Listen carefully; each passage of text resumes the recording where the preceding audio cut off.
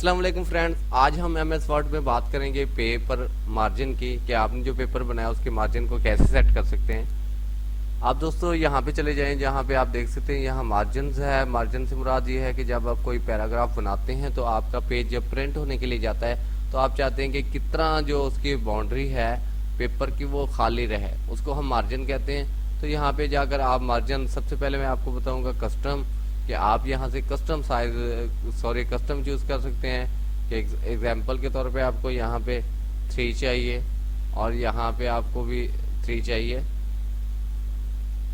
तो आप यहाँ पे देख सकते हैं कि आपके पेज का मार्जिन देखो कैसा हो गया। ये हो गया कस्टम, आप अपनी मर्जी से कर सकते हैं। उसके अलावा जो है हमारे पास बहुत से मार्जिन है, ये देखें आप, ये बहुत सारे स्टाइल हैं मार्जिन के, आप जितना चाहे इसमें साइज भी लिखा हुआ है और आप अपने इस साइज से मार्जिन सेट कर सकते हैं।